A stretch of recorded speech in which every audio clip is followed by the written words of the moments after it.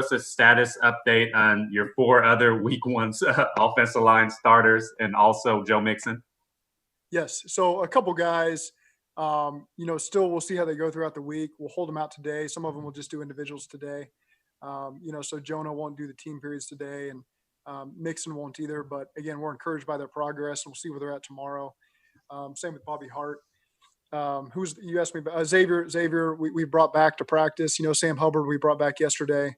So again, we'll see where those guys are out and how they're ready to go as the week goes before we make any final decisions on Xavier. What about Trey Hopkins and Michael Jordan? They're both good to go. Zach, if for whatever reason you can't get Fred cleared by Sunday and Bobby can't go, I'm assuming Hakeem would flip to that spot, and then who would be your emergency tackle? Yeah, we got a couple guys, in that offensive line room that have played it before and practiced there. Obviously, Hakeem played left tackle for us last week, and we've got confidence in Hakeem if he needs to go. Coach, will Sam Hubbard play a specific number of snaps, or will it be more so just how he feels? He feels pretty good, and I think he's felt really good. The bye week came at a really good time the last week, so we're prepared to throw him out there and see how well he does. But I know that he's feeling really good. Thank you.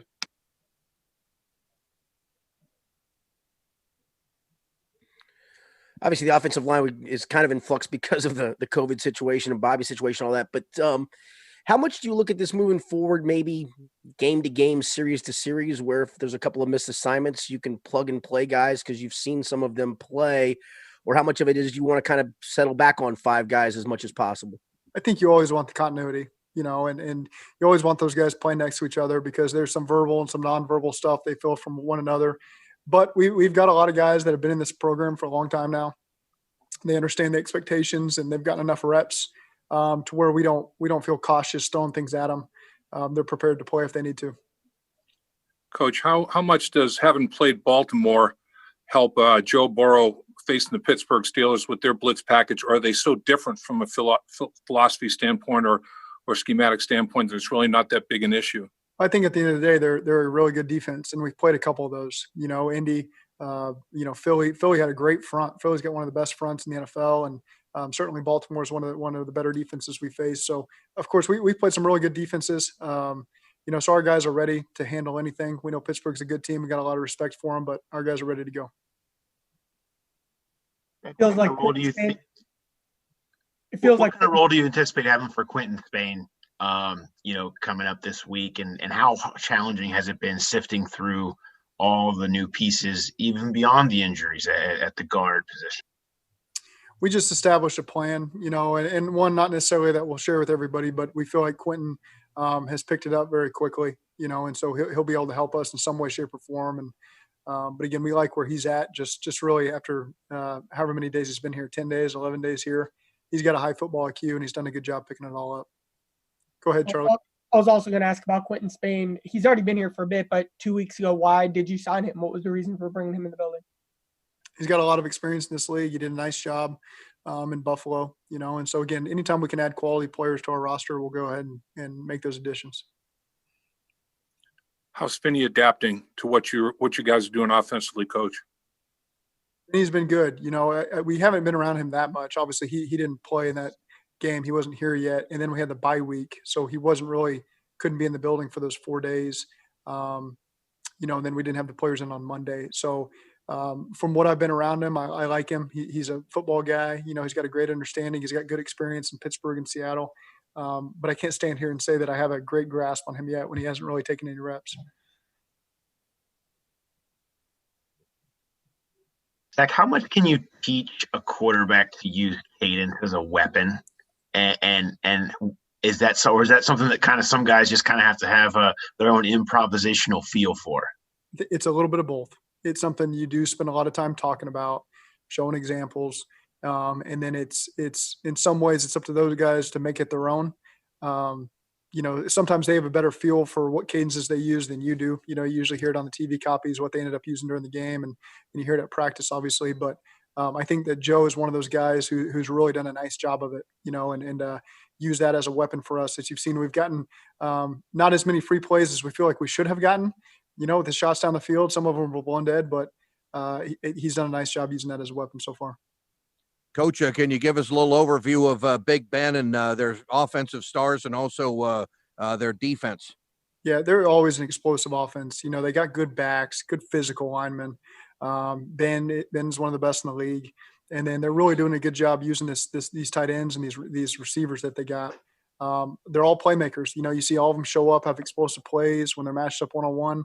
They do a nice job with their route running and creating explosives. They all look smooth. They got good hands. So they're certainly dangerous on offense. And then their defense, is one of the best in the league, and it really starts up front with those front guys that they got. They put a lot of pressure on the quarterback. They played together for a long time. They got good backers right behind them. Obviously Minka leads that secondary, and they got really talented corners and nickels. So it's a group that we're familiar with. They play really well together. They've got 34, 35 sacks. They ton of turnovers that they've created. So they do a really nice job on defense.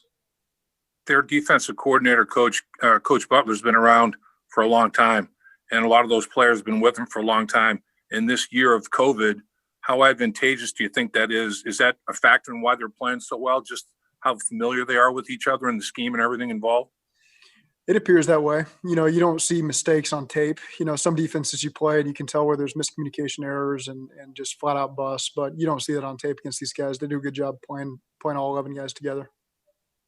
Coach, what do you think were some of the biggest things that Joe Burrow learned from the Baltimore game with the blitz they brought and everything, and probably get some similar looks like that from Pittsburgh? What do you think of the biggest things that Joe took out of that game? I think overall we didn't play well offensively, and it wasn't necessarily him. It's what we all take away from it. We got to be more efficient on first and second down. Can't put ourselves in those third and long situations. Got to call better plays that put us in a better position. So, we don't have to hang on to the ball and wait for someone to get open. So, that's one of those games. You play 16 of them. That was one of those ones that got away from us. It wasn't our best performance. So you just got to put it to bed, move on. And I think we've played well since then. What are the biggest areas you think Joe Burrow can improve on in the second half of the season? I think he just learns from his experiences from week to week. And I don't think that there's this glaring thing he's got to improve on. He just, every rep he gets against a new coverage, a new front, a new pressure, he stores in his memory bank and he uses that for the next time he runs that play. And so I think that's just, he's very mature in that sense as a rookie that he stores that information and uses it to his advantage as quickly as he can. And so you just keep accumulating those reps, that experience, and he only gets better with every passing day. Coach, the NFL is a mutual admiration society where coaches go. I mean, it's just only a few of you guys. So the respect for each other is very prominent. What do you like about Coach Tomlin's style of coaching? I really haven't been around him. I've never worked with him but certainly he's been really successful. He gets a lot out of his players. He's coached them to a lot of victories, and there's a lot to be said for that. Thank you.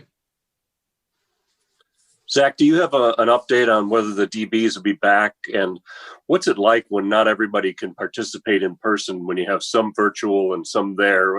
How do you go about that? Can you give us some idea? We just know that there's always going to be adversity and challenges. We don't know day to day what it's always going to look like. But the biggest thing is we don't make excuses. We don't want to waste any time sitting here complaining about it. We just make the most of it. We've done a great job on Zoom so far the last 2 days. Our players have done a great job spacing out, at practice and at the walkthrough and making sure they're keeping their distance and their masks on. And that's all we can do right now, and then just make sure we get quality reps when we're out there and get ready to play on Sunday. As we're going to go one more minute with Coach. Anyone have any other questions? Do you see that spacing out and just the adjustments that you're having to make? Do you see that continuing throughout the week, or do you think you will have a normal practice at some point this week? We'll see. I think the intensive protocol, the latest I heard was it would be through Thursday's testing, and when it would be ending Friday based on the test. So again, we'll wait to see what the league says to us.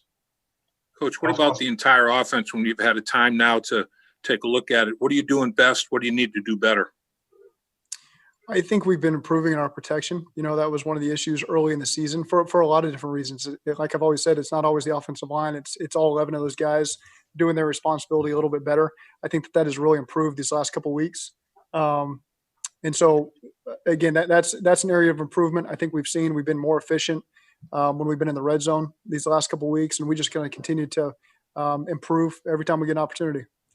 All right, Coach, we'll let you go. We appreciate your time. Thanks. Everyone, Joe Burrow is here. He's in the room and ready to go, so should be just a couple more seconds. Same window for all you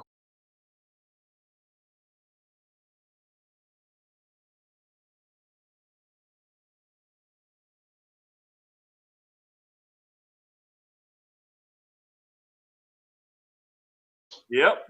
All right, guys, go ahead. Joe, a few of your teammates have tested positive for coronavirus, including today. What's this situation been like for you personally when it hits close to home like this? Just more adversity for us to handle. I think we're going to handle it well. We got Zoom meetings and, they're staggering us into the building for practice. So just more adversity for us.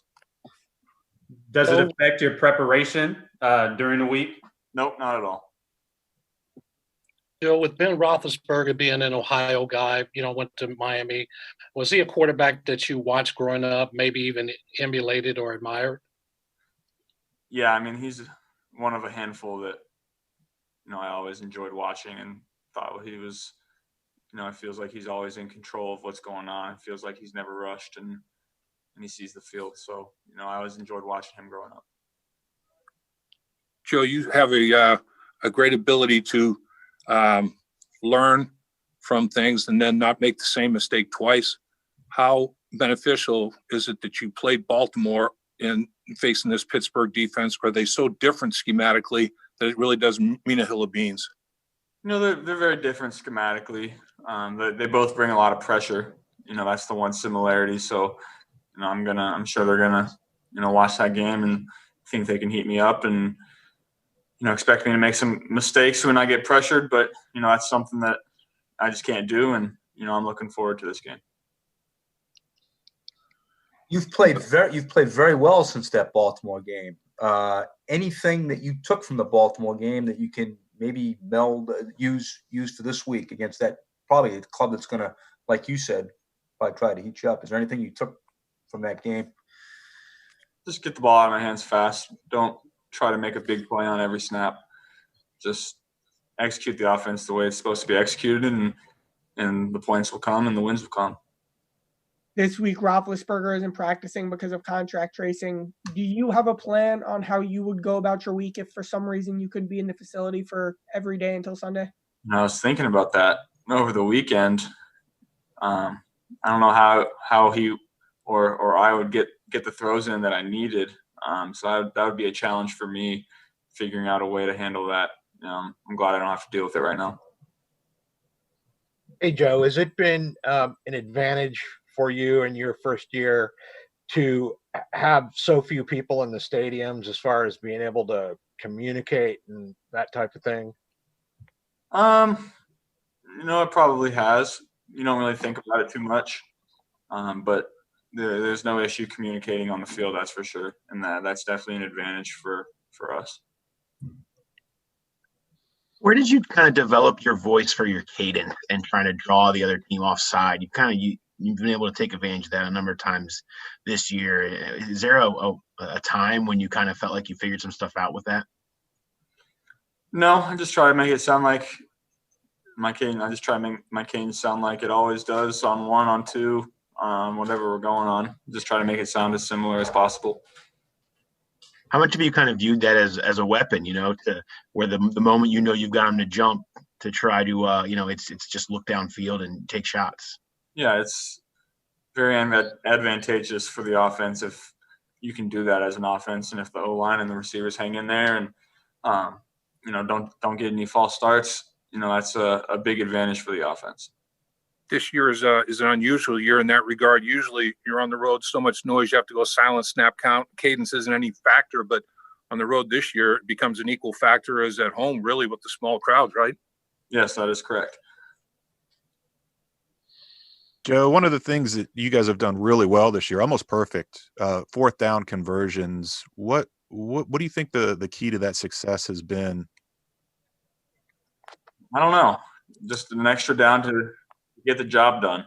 I think not sure what our stats are on the year, but we have been pretty good on fourth down, and that's credit to the coaching staff and to the players that are prepared for that situation. And we go for it on fourth down. We expect to get it every time. Is there a mindset on fourth and kind of that do or die, even if it's in the second quarter, third quarter, whatever, or is it just strictly come down to execution? It just comes down to execution, like it always does. As a quarterback, on fourth down you can extend it a little longer and wait for your guys to get open and make some plays that maybe otherwise wouldn't have. So that's a change in the mindset for the quarterback. What have your early impressions been on Quentin Spain, and what do you like about him? He's a pro's pro, knows exactly what he's doing. I mean, you can't say enough about a guy that gets here on Thursday and goes and plays however many snaps he played, and we go out and win the game. So I love working with that guy. He's a pro's pro, like I said, and I'm excited to see where he's going to go from here. 2 more minutes with Joe, guys. Are you physically and mentally refreshed after a bye? Yeah, I am. After about 2 days of no football last week, I was like, what am I going to do? What am I going to do with these next three days of my life? I didn't know what to do. I'd already watched all the shows I wanted to watch. I was getting super bored, so I don't know what I did. It's kind of a blur for me, but I'm glad to be back. Joe, we know that Athens is Steeler country. Growing up, can you give us an idea of what Steelers Bengals was like and what you think this Sunday will be like in your hometown? It was definitely, there were a lot of, I would say there was definitely more Steelers fans back home than Bengals fans growing up. That was always a fun game to hear all the trash talk in the schools, elementary school, high school, all that good stuff. So, it was fun. What do you think this Sunday will be like? I expect it to be a good game. I think we're going to go out and execute. They're obviously, the best team in the league right now as far as their record. I think our guys are excited for the challenge. Joe, what was your take on Adeniji? First NFL start over there on your blind side. How do you think he responded? And what do you like about his game? It was good for a start. He's super athletic guy. I think he's just going to keep improving from here. He's going to continue to get reps, and he's going to be a good player for us in the future. One last question for Joe. Which shows did you watch over the bye week? You didn't specify. So I watched Queen's Gambit. That was pretty good. Started House. So there's a lot of seasons of House. So I'm continuing. I think I'm on season 2 right now, maybe the end of season 1. I'm not sure, but that's a pretty good one. Pretty good. I was too scared to watch that. My parents watched that show growing up, but I was too scared to watch it. So I would go upstairs and watch my own show, but I'm starting that one now. And you played FIFA too, right? I did a couple times, yeah. What about House would have scared you? I was scared of everything growing up. I still don't like scary movies. I don't like haunted houses or anything like that, but I couldn't watch Harry Potter, Lord of the Rings, House. I was strictly a SpongeBob, Disney Channel, Nickelodeon kind of guy. But not the Steelers pass rush. Not the Steelers pass rush, no. All right, Joe, we'll let you go. Thanks for your time. Thanks, Joe. Yeah. Guys, thanks for your patience today. Appreciate it. Thanks, Trey. Thanks, Pete. Appreciate you.